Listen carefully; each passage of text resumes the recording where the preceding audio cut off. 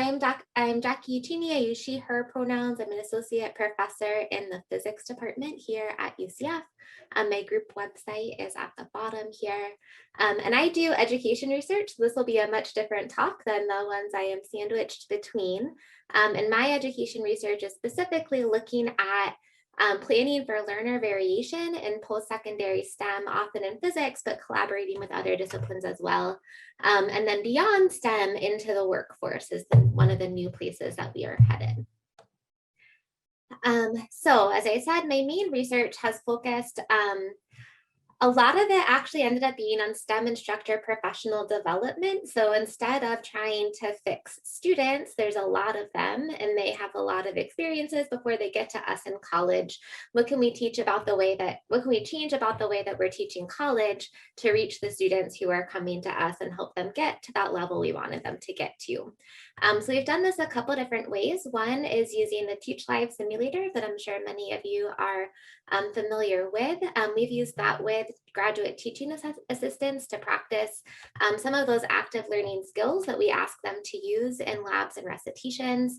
And recently, we've more specifically focused on ways that our abilities across individuals differ, possibly raising to the level that somebody has a disability diagnosis, but not always having had access to that diagnosis, how we can teach to meet that variation in abilities and needs. And we've turned to our colleagues in education and the Universal Design for Learning framework for that.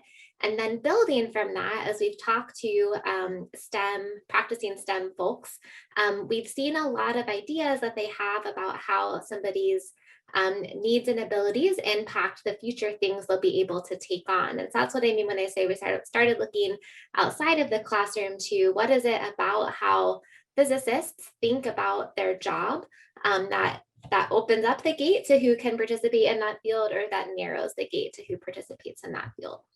And on the template, they also asked a little bit about what has our teaching been in. So I've done a lot of teaching in STEM practices for non-STEM majors and physics pedagogy, so teaching of physics, and our discipline-based education research group, which I'll get to in just a moment, recently started a split level undergrad grad class about STEM discipline-based education research methods. So if you have anybody in your group who's interested in that, we do have a course for that in the spring now.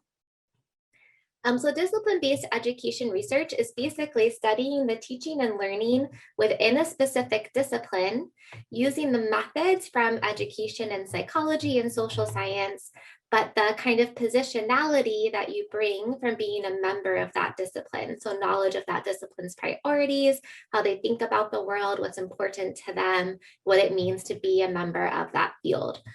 So that's why it's useful for someone like me to be in a physics department, working with physicists day to day, teaching physics classes, and then also researching how people learn physics, teach physics, and be a physicist. So I'm going to talk briefly about 4 different projects that we've been working on, if I get to them in my 10 minutes. So this first one is using that Teach Live simulator. I worked on this with Erin Saida from chemistry and Charlie Hughes from your college. We actually redesigned the classroom that the students were embedded in. So Teach Live typically has these 5 avatar students. It's the same students across different ages and different settings. And with funding from NSF, we were able to have them build a science lab for the students to be in. And so our TAs were using this simulator to practice teaching skills, specifically cold calling, which is calling on non-volunteering students, error framing, which is responding to a student mistake in a way that frames errors as natural and useful, and questioning and group facilitation. So we would give them a lesson to teach these avatar students with the challenge of incorporating those skills. And then we would look at how frequently did they use those skills during the practice session in the simulator. And then we also want to observe them in their classroom. And this is why, yes, my research had big impacts from COVID-19. They would go observe them in their classroom and see, are they using those same skills? So some of the things that we've found so far are that Some of the skills were very easy for the GTAs to practice in the simulator. So calling on students, asking students questions, but especially error framing and also group facilitation were much more challenging for them to use. They were nervous about using them and they did not use them very frequently. We saw cold calling and questioning in the actual classrooms increased after they practiced it in the simulator. And we saw also an overall shift in how they were teaching after using the simulator. And we even found a small correlation between the instructional style that the GTAs were using, which we saw shifting from the simulator, and how students in their course performed on an end of semester concept inventory. So exciting, it's messy research, but we've seen some really good things coming out of that. So shifting a little bit, this is going to talk about some of our research on students with disabilities and universal design for learning. With this, I've worked with Trey Vasquez in education and Sherry Yastrzebski in chemistry, and a lot of wonderful postdocs and grad students. And so here, universal design for learning, as engineers, you're probably familiar with universal design, the idea that we can build things to be usable by the widest variety of people. And universal design for learning is about building learning spaces to be supportive of the widest variety of learners. So they break it down into three main principles, that we have multiple means of how students get information, multiple means of how students show us what they've learned, and multiple means of students being engaged in the class. And then it breaks down into nine guidelines and 30 something checkpoints. So it gets into be very detailed. But what we've tried to do is use that framework as a framework for instructional design for STEM faculty. And then we've worked with them to plan what are changes they want to make in their classes. And then we've observed their classes and interviewed them and their students about how those strategies went. We've done a couple different kinds of research with this framework. So one thing we did was document analysis, where we got some popular research-based curricula in post-secondary chemistry and physics and looked for ways that they enacted practices aligned with this framework. And we found that they had not done a lot of this just by accident. So none of them had intentionally tried to do UDL, and they didn't get UDL for free either. When we worked with instructors, they were able to integrate some of these practices into their teaching, but we found the observation protocol that we were using wasn't really meeting our needs as researchers, and it wasn't specific enough for it to be helpful for the STEM faculty. So one of the things we're doing currently is revising the protocol, and that's what we see in this cell up here, to be more specific like scientists like it, more one-to-one alignment like scientists like it. So that's some ongoing research that we're working on. Oops, that was too fast. Starting to think about what is how we think about other people impact their possibilities. And that is the research within my career award. And again, I'm working with some great postdocs and graduate students on that project. Our objective is to figure out what are the ways that we model disability, likely unconsciously, right? We're not walking around thinking that we want to close doors for people, but we have beliefs that we may or may not have examined. And we're looking at how those impact the experiences of disabled physics students and disabled early career physicists. So this project involves developing surveys and getting huge national samples that we hope will one day be huge. They're not yet huge.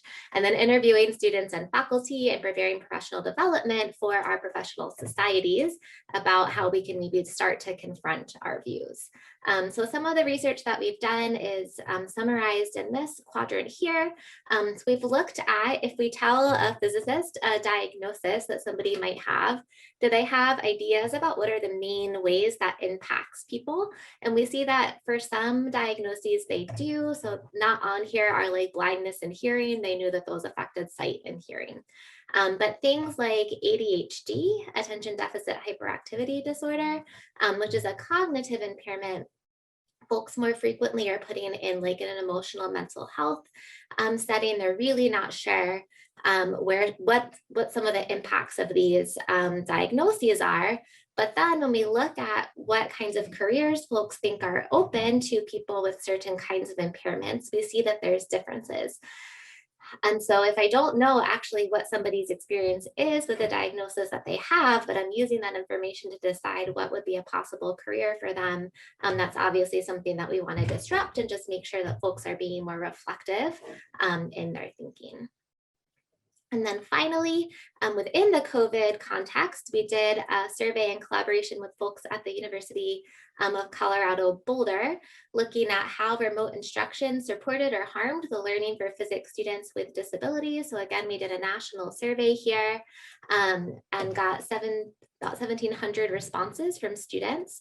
One of the interesting findings was that we didn't really know like what kinds of diagnoses do folks in physics courses identify with. And so we found that a lot of them were cognitive. And remember, that's things like ADHD and autism are in this field. And then also a lot are emotional and mental health.